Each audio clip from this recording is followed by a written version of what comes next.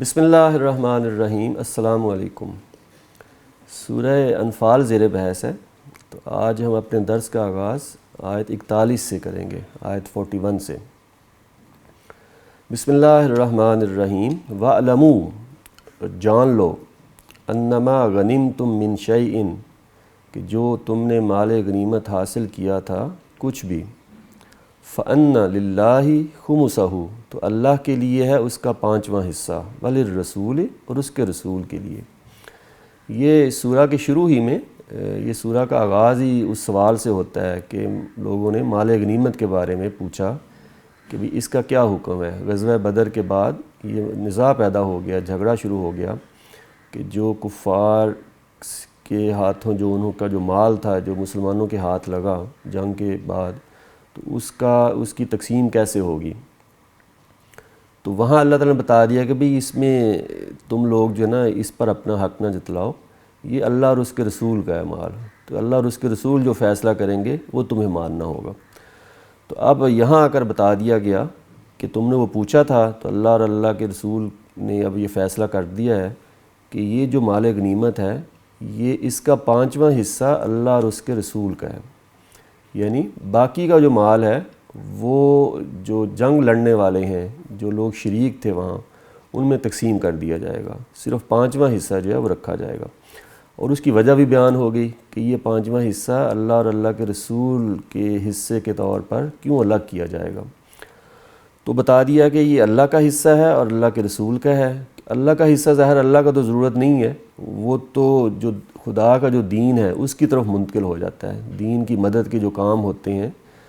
دین کی نصرت کے جو کام ہوتے ہیں اس پر وہ خرچ کیا جائے گا۔ جبکہ خدا کے جو پیغمبر ہیں ان کی چونکہ وہ ذمہ داری ایسی لگا دی اللہ تعالیٰ نے، دین کی دعوت آگے پہنچانا، دین کو غالب کرنا، مسلمانوں کی جو جماعت ہے اس کو سب کی ان کو یعنی کہ لیڈ کرنا، تو اس لیے آپ الگ سے کہ اپنا وقت نہیں نکال سکتے تھے کمانے کے لیے۔ چنانچہ نبی علیہ السلام کے اخراجات کیسے پورے ہوں گے، وہ اس کا یہ ایک ذریعہ یہ بتا دیا گیا کہ جنگوں سے جو مال حاصل ہوگا اس کا 5واں حصہ جو ہے اس میں سے اللہ کے پیغمبر اپنی ضرورتیں پوری کریں گے۔ وَلِذِي الْقُرْبَىٰ، اور ایسے ہی جو پیغمبر کے رشتہ دار ہیں جن کی ذمہ داریاں آپ پر ہیں، تو ان کے اخراجات بھی اس سے پورے کیے جائیں گے۔ وَالْيَتَامَىٰ، اور یتیموں کے لیے، وَالْمَسَاکِین، اور دوسرے جو معاشرے میں ضرورت مند ہوتے ہیں ان کے لیے، وَابْنِ السَّبِیل، اور مسافروں کے لیے۔ ان کنتم آمنتم باللہ، اگر تم اللہ پر ایمان رکھتے ہو، وما انزلنا، اور اس پر بھی ایمان رکھتے ہو جو ہم نے اتارا تھا، علی عبدنا، اپنے بندے پر، یوم الفرقان، فیصلے کے دن۔ غزوہ بدر میں جو خدا تعالیٰ کی مدد آئی تھی، جو فرشتے بھیجے گئے تھے، تو اللہ تعالیٰ کہہ رہے ہیں کہ اگر تم یقین ہے کہ یہ جو معرکہ جو ہے یہ تم نے جیتا ہے یہ خدا تعالیٰ کی مدد سے، تو تمہیں یہ جو فیصلہ اب کیا جا رہا ہے، اگر تم واقعی مومن ہو تو اس فیصلے پر پھر تمہیں اطمینان ہونا چاہیے۔ یوم التقی الجمعان، وہ فیصلے کا دن جس دن مٹ بھیڑ ہوئی تھی دونوں گروہوں میں، کہ مسلمانوں کا اور کفار کا جس دن مقابلہ ہوا تھا بدر کے مقام پہ، تو اس دن اللہ تعالیٰ نے جو مدد نصرت نازل کی تھی اس پر تمہارا یقین اگر ہے تو پھر یہ فیصلہ بھی قبول کرنا چاہیے۔ واللہ علی کل شیء قدیر، اللہ ہر چیز پر قدرت رکھتا ہے، کہ جیسے وہاں مدد کی ہے آئندہ بھی ہوگی، اور جو فیصلہ یہ کیا گیا ہے تو یہ اللہ تعالیٰ کو یہ اختیار حق حاصل ہے کہ وہ جو بھی فیصلہ کرے تو اہل ایمان کو وہ ماننا ہوگا۔ اذ انتم بالعدوۃ الدنیا، یاد کرو جب تم قریبی کنارے پر تھے، یعنی مدینہ کی طرف سے جب یہ گئے ہیں تو وہاں جو بدر کا جو مقام ہے تو اہل ایمان اس سائڈ پہ تھے، مدینہ والی سائڈ پہ، وَهُمْ بِالْعُدْوَةِ الْقُصْوَىٰ، اور وہ دوسرے کنارے پر تھے، دور کے کنارے پر تھے، وہ ادھر سے آ رہے تھے۔ تو اللہ تعالیٰ یہ بتانا یہ چاہ رہے ہیں کہ دیکھیں اللہ تعالیٰ نے یہ جو پلان کیا تھا وہ کس طرح روبہ عمل ہوا، اور اللہ تعالیٰ چاہتے ہی یہ تھے کہ یہ معرکہ برپا ہو اور اللہ تعالیٰ نصرت کریں اہل ایمان کی، اور کفار کو شکست ہو، ان کو معلوم ہو کہ وہ جس عذاب کا وہ تقاضا کر رہے تھے وہ آئے گا تو یہ اس طرح آئے گا اور پہلی قسط جو ہے ان تک پہنچ جائے۔ وَالرَّكْبُ أَسْفَلَ مِنْكُمْ، اور قافلہ تم سے نیچے تھا، یعنی ایک طرف سے شام سے قافلہ آ رہا تھا، تجارتی قافلہ قریش کا، اور ادھر سے مکہ سے ان کا لشکر آ گیا کفار کا، ادھر سے اہل ایمان مدینہ سے یہ نکل گئے۔ تو صورتحال اس طرح کی ہو گئی کہ قافلہ نیچے درمیان میں ہے اور دوسری طرف جو ہے وہ قریش کا لشکر ہے، ادھر مسلمانوں کا لشکر ہے، یعنی کہ یہ اگر چاہتے بھی تو جنگ نہ ٹالی جا سکتی، بالکل آمنے سامنے آ گئے۔ وَلَوْ تَوَاعَدْتُمْ، اگر تم وقت ٹھہراتے، اگر تم یہ آپس میں طے کر کے جاتے نا کہ ہم نے وہاں اس طرح اکٹھے ہونا ہے اور آپس میں جنگ کرنی ہے، لَاخْتَلَفْتُمْ، تو اللہ تعالیٰ کہتے ہیں لازماً آگے پیچھے ہو جاتے فی المیعاد، ٹھہرائے ہوئے وقت سے۔ چونکہ اللہ تعالیٰ کا پلان تھا تو اللہ تعالیٰ کہتا ہے کہ میں نے اس طرح وہاں لوگوں کو آمنے سامنے کر دیا کہ یہ جنگ لازمی ہو، تو اگر تم لوگ یہ پلان کر کے نکلتے تو ہو سکتا ہے یہ معاملہ نہ ہوتا، تم کوئی پہلے پہنچ جاتا، کوئی بعد میں پہنچ جاتا ہے، کوئی ادھر ہوتا، کوئی اس سائڈ پہ ہوتا۔ تو یہ اللہ تعالیٰ نے پورا نقشہ سامنے رکھ دیا ہے کہ خدا کی یہ جو پلاننگ، یہ ترکیب تھی، اس طرح روبہ عمل ہوئی ہے، اور بالکل اللہ تعالیٰ جو چاہتے تھے ویسے ہی ہوا ہے کہ یہ جنگ ہو۔ وَلَٰكِنْ لِيَقْضِيَ اللَّهُ أَمْرًا، لیکن اللہ نے کوئی فرق نہیں ہونے دیا پہنچنے میں نا، دونوں آمنے سامنے آ گئے ہیں۔ کہ اللہ تعالیٰ نے کیوں ایسا کیا؟ اس لیے کہ اللہ فیصلہ کر دے اس معاملے کا، کان مفعولا، جس کو ہو کر رہنا تھا۔ اللہ تعالیٰ چاہتے تھے کہ یہ جو دن ہے یہ یوم الفرقان بنے، حق اور باطل کا فیصلہ ہو، مسلمانوں کو فتح ہو، کفار کو شکست ہو۔ چنانچہ یہ ترکیب جو ہے اللہ تعالیٰ کی وہ بالکل اس طرح پھر پوری ہوئی۔ لِيَهْلِكَ مَنْ هَلَكَ عَنْ بَيِّنَةٍ، اللہ تعالیٰ کیوں چاہتے تھے کہ یہ حق اور باطل جو ہیں وہ نمایاں ہوں، تاکہ ہلاک ہو جس نے ہلاک ہونا ہے حجت، دلیل دیکھ کر، کہ بھئی جس نے یہ فیصلہ کر لیا نا کہ اس نے ایمان نہیں لانا، اس کو پتہ ہو کہ بھئی ایمان تو اصل میں لانا ناگزیر ہے، لانا ہی چاہیے، لیکن میں نہیں لا رہا تو یہ میری طرف سے انکار ہے، یہ ایسا نہیں ہے کہ حق اور باطل واضح نہیں ہے۔ تو اللہ تعالیٰ کہتے ہیں کہ اللہ چاہتے تھے کہ حق اور باطل واضح ہو جائے، تاکہ جو یہ فیصلہ کرے کہ اس نے ایمان نہیں لانا تو وہ دیکھ کر اس کو پتہ ہو کہ بھی میں جان بوجھ کر یہ انکار کر رہا ہوں۔ وَيَحْيَىٰ مَنْ حَيَّ عَنْ بَيِّنَةٍ، اور جس نے زندگی حاصل کرنی ہے وہ زندگی حاصل کرے حجت اور دلیل، نشانی دیکھ کر، اور جو ایمان لانا چاہتا ہے اس کے سامنے بھی ایک دلیل آ جائے، ایک نشانی آ جائے، اس کو پتہ چل جائے کہ بھی حق پر تو یہ گروہ ہے اور دوسرا گروہ ہے وہ باطل پر کھڑا ہے۔ وَإِنَّ اللَّهَ لَسَمِيعٌ عَلِيمٌ، بے شک اللہ سمیع ہے، علیم ہے۔ اِذْ يُرِيكَهُمُ اللَّهُ فِي مَنَامِكَ، اچھا یہ اللہ تعالیٰ چونکہ چاہتے ہیں کہ بھی جنگ ہو، تو اس کے لیے اور اللہ تعالیٰ نے کیا کیا انتظامات کیے۔ ایک تو یہ ہو گیا کہ اس طرح وہ گئے ہیں، نکلے ہیں دونوں گروہ، ادھر سے قافلہ، کہ بالکل آمنے سامنے آ جائیں اور لڑائی کے لیے تیار ہو جائیں دونوں گروہ۔ اسی طرح یہ کیا گیا، یاد کرو جب یُریکہم اللہ فی منامک قلیلا، تمہیں دکھا رہا تھا اللہ تمہارے خواب میں تھوڑا، یہ انہیں دکھا رہا تھا، یعنی ہوا یہ کہ نبی علیہ السلام کو ابھی یہ وہاں سے نکلے نہیں ہیں مدینہ سے، نبی علیہ السلام کو خواب میں دکھایا گیا کہ وہ جو لشکر آ رہا ہے وہ کتنا بڑا ہے۔ تو لشکر اگرچہ تعداد میں تو کئی گنا بڑا تھا مسلمانوں سے، لیکن حقیقی اعتبار سے تو وہ کمزور تھے نا، تو اللہ تعالیٰ نے حقیقت دکھا دی خواب میں کہ وہ بھئی اتنا بڑا لشکر نہیں ہے، بہت کم لوگ ہیں، اگرچہ تعداد میں زیادہ تھے، مال و اسباب بھی زیادہ ہے، لیکن خواب میں جو حقیقی پہلو رخ دکھا دیا کہ بھئی وہ ان کا جو ہے بڑا ہونا لشکر کا، ان کے پاس زیادہ طاقت ہونا، اس کو نہیں دکھایا، اس کو نہیں نمایاں کیا، بلکہ یہ دکھایا کہ وہ بہت تھوڑے ہیں، کمزور ہیں۔ وَلَوْ أَرَاكَهُمْ كَثِيرًا، اگر وہ تم کو دکھا دیتا انہیں زیادہ، خواب میں اللہ تعالیٰ دکھاتے کہ یہ بہت بڑا لشکر آ رہا ہے، لَفَشِلْتُمْ، تو ضرور تم لوگ ہمت ہار جاتے۔ تو ظاہر یہ خواب سنایا جاتا جب نبی علیہ السلام اہل ایمان کو بتاتے کہ ابھی بہت بڑا لشکر آ رہا ہے، بہت طاقتور ہے، تو اس کے نتیجے میں ہونا کیا تھا کہ مسلمانوں نے دیکھنا تھا، یہ تقابل کرنا تھا کہ ہمارے پاس تو افراد بھی کم ہیں اور اسباب بھی تھوڑا ہے، تو پھر وہ ہمت ہار جاتے۔ وَلَا تَنَازَعْتُمْ فِي الْأَمْرِ، اور تم معاملے میں جھگڑنے لگتے۔ جھگڑا یہ ہوتا ہے کہ بھئی ہم نے لڑنا ہے یا نہیں لڑنا، تو زیادہ پھر رجحان یہی بنتا کہ چونکہ ہم کمزور ہیں، ہم ان کا مقابلہ نہیں کر سکتے، تو ہم نہیں لڑتے، تو جو لڑنے کا بھی فیصلہ کرتے تو وہ بھی اتنی دل کی آمادگی سے نہ ہوتا۔ وَلَٰكِنَّ اللَّهَ سَلَّمَ،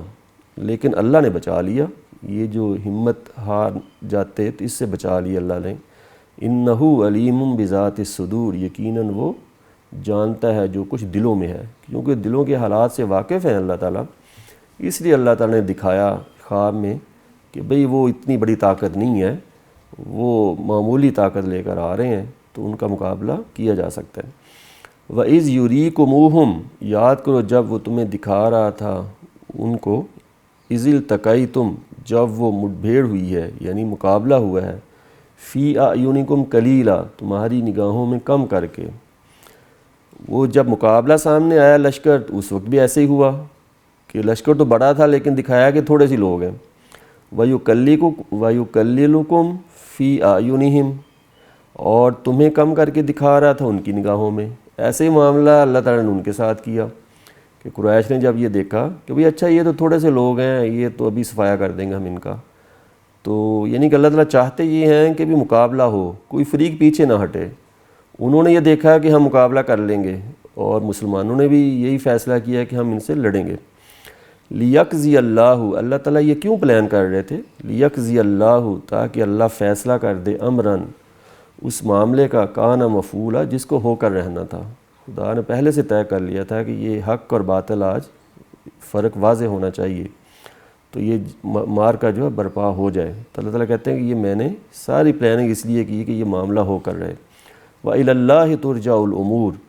اور تمام معاملات اللہ ہی کی طرف لوٹتے ہیں، کہ جب اللہ تعالیٰ فیصلہ کر لیتے ہیں کہ یہ معاملہ ہو، وہ پھر ویسے ہی ہو جاتا ہے، ویسے حالات جو ہے وہ پیدا کر دیے جاتے ہیں۔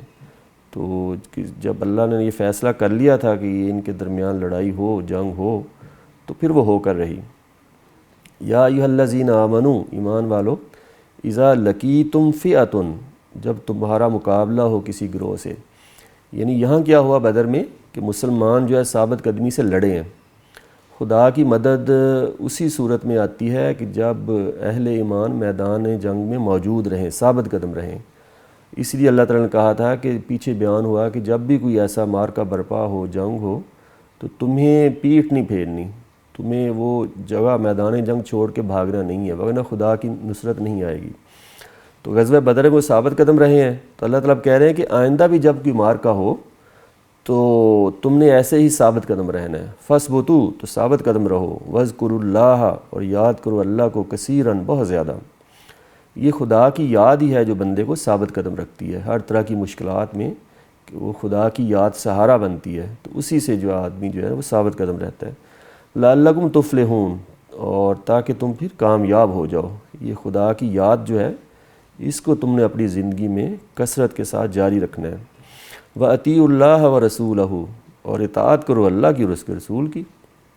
یعنی خدا کو یاد رکھنا ہے اور ثابت قدم رہنا ہے، اور اللہ اور اللہ کے رسول جو حکم دیں اس پر عمل کرنا ہے۔ وَلَا تَنَازَعُوا، اور آپس میں جھگڑنا نہیں ہے۔ سورہ کا آغاز ہی اس سے ہوا تھا نا کہ وہ جھگڑا پیدا ہو گیا مال غنیمت کے حوالے سے، تو وہاں بھی اللہ نے فرمایا ہے کہ اللہ کے تقوی پر قائم رہو اور آپس میں اپنی اصلاح کرو، آپس میں جھگڑنا نہیں ہے۔ اگر جھگڑو گے تو کیا ہوگا؟ فَتَفْشَلُوا، اس کے نتیجے میں ہمت ہار جاؤ گے، کمزور پڑ جاؤ گے، کیونکہ جو ہدف دیا گیا ہے نا، دشمن جو ہے وہ بڑا ہے، اور جو ٹارگٹ دیا گیا اس کو حاصل کرنے کے لیے اہل ایمان کا اکٹھے ہونا ضروری ہے۔ جہاد اور قتال کا حکم دیا گیا، اور یہ کہا گیا کہ بیت اللہ کو ان سے آزاد کرانا ہے، دین اسلام کو غالب کرنا ہے اس سرزمین میں۔ اس کے لیے ضروری تھا کہ وہ ایک جماعت کی حیثیت سے اس ہدف کو حاصل کریں۔ تو یہ ہدایت ہوئی ہے کہ آپس میں جھگڑنا نہیں ہے۔ وَتَذْهَبَ رِيحُكُمْ، کہ تم ہمت ہار جاؤ گے اور تمہاری ہوا اکھڑ جائے گی۔ یہ دیکھنا اب فتح ہوئی ہے تو ایک دھاک بیٹھ گئی ہے اہل عرب پر، بلکہ اہل عرب سے باہر بھی جو بڑی سپر پاورز ہیں وہ بھی معاملہ دیکھ رہی ہیں کہ یہ عرب میں ہو کیا رہا ہے۔ تو یہ اب جو ایک دھاک بیٹھی ہے، اگر تم آپس میں لڑنا شروع کر دیا تو یہ پھر جو ہے یہ تمہاری ہوا پھر اکھڑ جائے گی۔ وَاصْبِرُوا، ثابت قدم رہو، إِنَّ اللَّهَ مَعَ الصَّابِرِينَ، یقیناً اللہ ساتھ ہے ثابت قدم رہنے والوں کے۔ اللہ کی مدد، نصرت، خدا کا ساتھ اسی وقت میسر ہوتا ہے جب آدمی خود ثابت قدم رہے، میدان میں موجود رہے۔ وَلَا تَكُونُوا كَالَّذِينَ خَرَجُوا مِن دِيَارِهِمْ بَطَرًا، اور ان لوگوں کی طرح نہیں بننا جو اپنے گھروں سے اتراتے ہوئے نکلے، تکبر کرتے ہوئے۔ یہ قریش کی طرف اشارہ ہے، جب وہ آئے ہیں مدینہ پر حملہ آور ہوئے ہیں تو ان کی کیا حالت تھی۔ وَرِعَاءَ النَّاسِ، اور لوگوں کو اپنی شان دکھاتے ہوئے نکلے۔ وَيَصُدُّونَ، اور وہ روکتے ہیں عن سبیل اللہ، اللہ کی راہ سے۔ تو اہل ایمان سے کہا جا رہا ہے کہ تم نے جب، چونکہ یہ اللہ کی جنگ ہے، یہ تمہارا آپس کا مقابلہ نہیں ہے، یہ تو حزب اللہ اور حزب الشیطان کا مقابلہ ہے۔ تو اللہ کی جو جنگ ہے تو اس میں یہ جائز نہیں ہے کہ آدمی تکبر کرے اور دکھاوا کرے۔ اصل میں تو یہ اس میں جو مقصد حاصل کرنا ہے، نظر اس پہ ہونی، نگاہ اسی پر رہنی چاہیے۔ تو یہ لوگ جو تکبر کرتے ہوئے نکلے اور لوگوں کو اپنی شان دکھاتے ہوئے اور اللہ کی راہ سے روکنے والے ہیں یہ، واللہ بما یعملون محیط، حالانکہ اللہ جو کچھ یہ کر رہے ہیں اس کا احاطہ کیے ہوئے ہے، کہ یہ اللہ کی راہ سے روک رہے ہیں حالانکہ اللہ انہی کو گھیرے میں لیے ہوئے ہے، تو ان کے ساتھ جب ہونے والا ہے یہ انہیں بھی معلوم نہیں ہے۔ وَإِذْ، یاد کرو جب، زَيَّنَ لَهُمُ الشَّيْطَانُ أَعْمَالَهُمْ، جب شیطان نے ان کے اعمال ان کے لیے خوشنما کر دیے۔ وہ شیطان ظاہر ہے خود تو نہیں آیا، شیطان اپنے کارندوں کے ذریعے آتا ہے ہمارے سامنے برگلانے کے لیے۔ تو وہاں جو یہود کا یہ جو کردار ہے نا وہ بالکل شیطان جیسا تھا۔ انہوں نے پوری اس کشمکش میں یہی رویہ اپنایا کہ وہ پیٹھ پر کھڑے تھے، پشت پر کھڑے تھے قریش کی، اور وہ آگے کی جنگوں میں بھی یہی ہوا کہ پورے عرب سے لوگوں کو اکٹھا کر کے لائے ہیں مسلمانوں کے مقابلے میں۔ تو یہ ان کے بارے میں یہ ذکر کیا جا رہا ہے کہ وہ جو یہود ہیں خاص طور پر اہل کتاب، انہوں نے کفار کو ان کے اعمال خوشنما کر کے دکھائے کہ یہ جو تم کر رہے ہو نا کہ ان مسلمانوں کا کلا کما کرنا ہے، مدینہ پر حملہ آور ہونا ہے، یہ بالکل ٹھیک کر رہے ہو۔ وقالا، اور ان کو کہا، لا غالب لکم الیوم، آج جو ہے نا جو تمہیں طاقت حاصل ہے تم پر کوئی غلبہ پانے والا نہیں ہے، من الناس، لوگوں میں سے، کہ تمہارا مقابلہ آج کوئی نہیں کر سکتا۔ وَإِنِّي جَارٌ لَكُمْ، اور بے شک میں تمہارے ساتھ ہوں۔ اہل کتاب بھی کہا کہ ہم تمہارے ساتھ ہیں، تم چلو شاباش لڑو ان کے ساتھ۔ فلما تراءت، مگر جب آمنا سامنا ہوا، فئتان، دونوں گروہوں کا، ناقص علی عقبیہ، تو وہ شیطان تھا، وہ جو یہود تھے اہل کتاب تھے، وہ الٹے پاؤں بھاگ گئے، وہ پھر انہیں ساتھ نہیں دیا۔ اور یہ ان کی تاریخ یہی بتاتی ہے کہ کبھی میدان میں آ کر یہ مقابلہ نہیں کرتے تھے۔ وقالا، کہنے لگا، انی بریء منکم، بے شک میں تم سے بری ہوں، کہ میں نہیں تمہارا ساتھ دے سکتا۔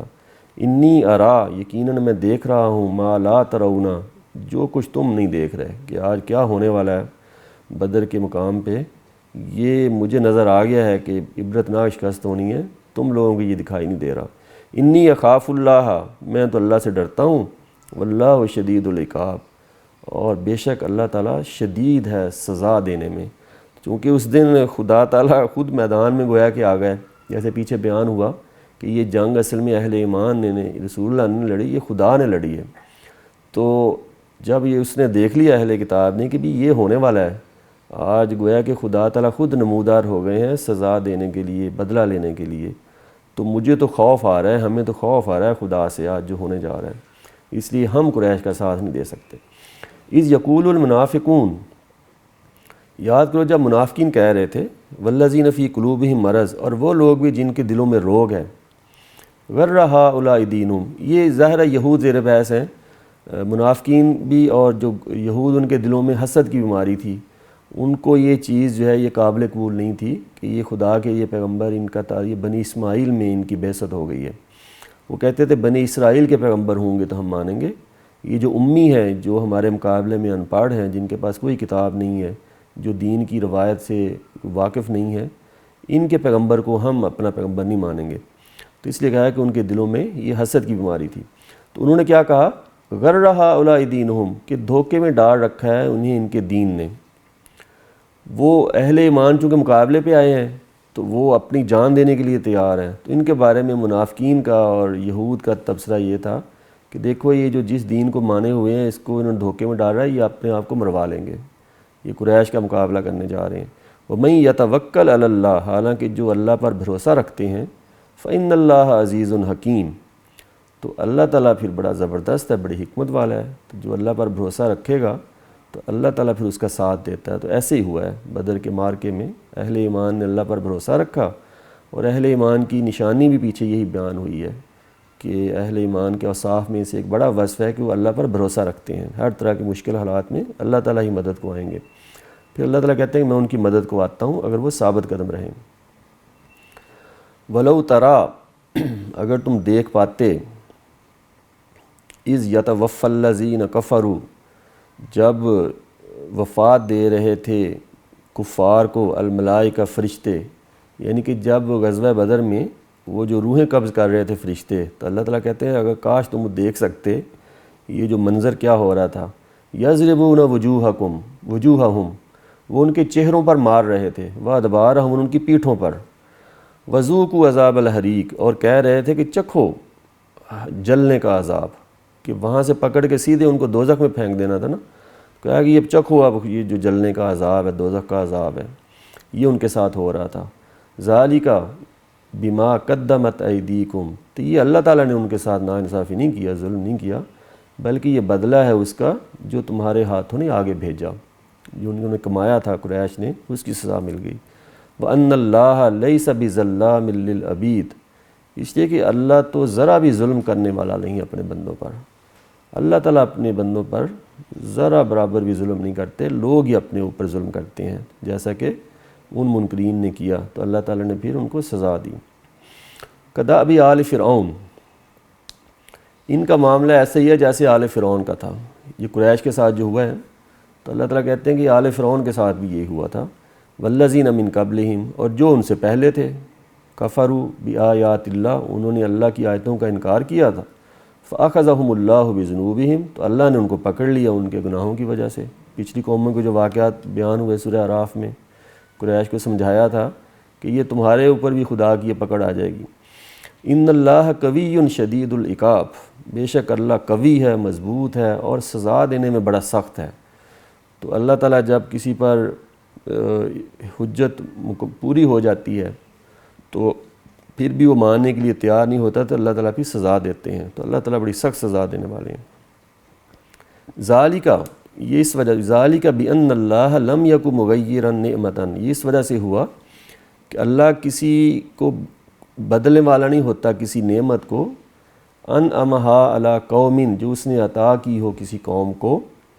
حتیٰ یغیروا، یہاں تک کہ وہ خود تبدیل نہ کر لیں، ما بانفسہم، جو کچھ ان کے نفسوں میں ہے۔ اللہ تعالیٰ کہتے ہیں قوموں کے بارے میں یہ فیصلہ اس وقت تک نہیں کرتا ان کو عذاب دینے کا جب تک وہ قومیں خود ان کے جو کرتوت ہیں وہ اس سطح پر نہ پہنچ جائیں کہ خدا کو یہ فیصلہ کرنا پڑتا ہے۔ جس قوم کو عروج دیتا ہوں میں، جو نعمت بھی دیتا ہوں، وہ اس کا حق ہوتا ہے تو اس کو دیے رکھتا ہوں۔ جب وہ ایمان اور اخلاق کے معاملے میں جب وہ ان میں جو زوال پیدا ہوتا ہے، پھر ہے اللہ تعالیٰ کہتے ہیں کہ وہ پھر اس سے چھین لی جاتی ہے، جو اس کو عروج دیا جاتا ہے بلندی، پھر اللہ تعالیٰ اس کو سزا دیتے ہیں۔ وَأَنَّ اللَّهَ سَمِيعٌ عَلِيمٌ، اس وجہ سے کہ اللہ سمیع ہے، علیم ہے، کہ اللہ تعالیٰ اس کائنات کو بنانے کے بعد فارغ ہو کے الگ بیٹھ نہیں گئے، کسی اور کے سپرد نہیں کر دی، بلکہ اللہ تعالیٰ یہ نظام چلا رہے ہیں، اور اللہ تعالیٰ واچ کر رہے ہیں کہ لوگ اس دنیا میں کیا کر رہے ہیں۔ تو جب قومیں پھر فساد پر آمادہ ہوتی ہیں تو اللہ تعالیٰ کہتے ہیں کہ میں پھر ان قوموں کا فیصلہ کر دیا کرتا ہوں۔ خاص طور پر جب کسی قوم کی طرف رسول آ جائے، پھر تو یہ فیصلہ اس قدر واضح طور پر فرقان بن کر سامنے آتا ہے کہ سب کو معلوم ہو جاتا ہے کہ کیا ہوا ہے۔ کدأب آل فرعون، ان کے ساتھ، قریش کے ساتھ ویسے ہی معاملہ ہوا ہے جیسے آل فرعون کے ساتھ ہوا تھا۔ والذین من قبلہم، اور ان کے ساتھ ہوا تھا جو ان سے پہلے تھے۔ کذبوا بآیات ربہم، انہوں نے ہمارے اپنے پروردگار کی نشانیوں کو جھٹلایا۔ فأہلکناہم، تو ہم نے ان کو ہلاک کر دیا، بذنوبہم، ان کے گناہوں کی وجہ سے۔ واغرقنا آل فرعون، تو ہم نے تو غرق کر دیا تھا فرعون کے لوگوں کو۔ وکل کانوا ظالمین، اور یہ سب قومیں جو تھیں جن کو ہم نے سزا دی ہے، یہ سب ظالم لوگ تھے۔ تو یہ بتایا جا رہا ہے کہ قریش بھی اب ظلم پر کھڑے ہیں، تو پہلی قسط تو اس کا تو مزہ انہوں نے چکھ لیا ہے کہ ان کے ظلم کی سزا ان کو مل گئی ہے، اور آئندہ بھی ان کا یہی رویہ ہوگا، تو ان کے ساتھ پھر وہی سلوک ہوگا جو دوسری قوموں کے ساتھ ہوا کہ ان کو پھر بالکل ختم کر دیا جائے گا۔ ان شر الدواب عند اللہ، یقیناً اللہ کے نزدیک بدترین جانور وہ ہیں الذین کفروا، جنہوں نے انکار کر دیا، یعنی کہ ہیں تو بظاہر انسان، لیکن اللہ تعالیٰ کہتے ہیں کہ یہ جانور ہیں بلکہ بدترین جانور ہیں۔ جو صلاحیتیں انہیں دی گئی ہیں، جو انسانیت کا شرف ہے، ان صلاحیتوں کو انہوں نے استعمال نہیں کیا اور جانوروں سے بھی بدتر ہو گئے۔ فہم لا یؤمنون، کہ جنہوں نے انکار کر دیا تو وہ ایمان لانے والے نہیں ہیں۔ تو جو ایمان نہیں لاتے اللہ کے نزدیک یہ بدترین جانور ہیں۔ الذین عاہدت منہم، جن سے تم نے عہد لیا تھا ان میں سے، ثم ینقضون عہدہم، پھر اپنا عہد توڑ دیتے ہیں، فی کل مرہ، ہر مرتبہ، وہم لا یتقون، اور وہ ڈرتے نہیں ہیں۔ یہ جب نبی علیہ السلام مدینہ میں آئے ہیں تو وہاں یہود کے ساتھ بھی عہد باندھا گیا اور بعض دوسرے قبائل کے ساتھ بھی عہد معاہدے ہوئے، لیکن یہ جن کے ساتھ بھی عہد معاہدے ہوئے ہیں انہوں نے کبھی عہد پورا نہیں کیا۔ تو ان کی طرف اشارہ ہے کہ نہ یہ ایمان لائے ہیں اور جو عہد معاہدے کیے گئے تھے اس پر بھی قائم نہیں رہے۔ تو یہ لوگ، ان کو ڈر نہیں ہے کہ ان کے ساتھ بھی کیا معاملہ ہونے والا ہے۔ فَإِمَّا تَسْقَفَنَّهُمْ فِي الْحَرْبِ، سو اگر تم انہیں پاؤ لڑائی میں، فَشَرِّدْ، تو تتر بتر کر دو بہم، ان کے ساتھ، کہ ان کو بھی بری طرح جو نا ان کے ساتھ رویہ اپنانا ہے، جیسے قریش کے ساتھ اب کیا ہے نا، ان کی گردنوں پر مارا، ان کی جوڑوں پر، ہر جوڑ پہ مارا، ایسے ان کے خلاف کرنا ہے۔ تو فَشَرِّدْ بِهِمْ، تو ان سے مقابلہ کرنا ہے، اور جو من خلفہم، جو ان کے پیچھے ہیں، ان کو بھی ان کے ساتھ ایسا سلوک ہو کہ ان کو بھی عبرت ہو، لعلہم یذکرون، تاکہ وہ سبق حاصل کریں۔ تو ظاہر ہے قریش کے ساتھ جو معاملہ ہوا تو اہل کتاب کے بھی کان کھڑے ہو گئے کہ بھئی یہ ہمارے ساتھ بھی ہو جائے گا، اور کہا کہ اہل کتاب اگر ان کے ساتھ معاملہ ہو تو اس طرح معاملہ کرنا ہے جو ان کے پیچھے کھڑے ہیں، ارد گرد کی اقوام جو وہاں سپر پاورز تھیں، یہ غسانی تھے یا ایرانی تھے یا رومی تھے، وہ بھی آواز کر رہے تھے کہ عرب میں کیا ہو رہا ہے۔ تو اللہ تعالیٰ کہہ رہے ہیں کہ اس طرح تم نے کرنا ہے کہ ان کو بھی یہ سبق حاصل ہو جائے کہ یہ جو خدا کا دین ہے اس نے اب غالب ہو کر رہنا ہے، جو بھی مخالفت پر آئے گا تو اس کے ساتھ یہی سلوک ہوگا۔ وَإِمَّا تَخَافَنَّ، اگر تمہیں اندیشہ ہو، خوف ہو، من قوم، کسی قوم سے، خیانتاً، کسی بدعہدی کا، فَانبِذْ إِلَيْهِمْ، تو وہ جو عہد کیا ہوگا نا تو وہ ان کے آگے پھینک دو، یعنی وہ عہد پھر توڑ دو۔ یعنی مسلمانوں کی جو ہے اخلاقیات کا تقاضا تو یہی ہے کہ اگر کسی کے ساتھ عہد باندھا ہے تو اس پر قائم رہا جائے گا، لیکن اگر کوئی دوسرا فریق ہے اگر عہد توڑتا ہے تو اللہ تعالیٰ کہتے ہیں وہ اگر خیانت کرتا ہے تو تم بھی پھر عہد توڑ دو۔ فَانبِذْ إِلَيْهِمْ عَلَىٰ سَوَاءٍ، تو پھینک دو ان کے آگے اسی طرح برابری کے ساتھ، وہ جو عہد ہے اس کو توڑ ڈالو تم بھی پھر۔ إِنَّ اللَّهَ لَا يُحِبُّ الْخَائِنِينَ، یقیناً اللہ تعالیٰ پسند نہیں کرتے بد عہدوں کو۔ تو چونکہ اللہ تعالیٰ کو بھی خیانت کرنے والے، بد عہدی کرنے والے پسند نہیں ہے، تو اہل ایمان کو بھی یہی رویہ اپنانا چاہیے، جو خیانت کریں، اللہ اور اس کے رسول کے ساتھ باندھے ہوئے عہدوں کو توڑیں، ان کے ساتھ پھر ان کو پسند نہیں کرنا چاہیے، اور وہ پھر عہد معاہدے توڑ دینے چاہیے اور پھر اقدام کرنا چاہیے۔ وآخر دعوانا ان الحمد للہ رب العالمین۔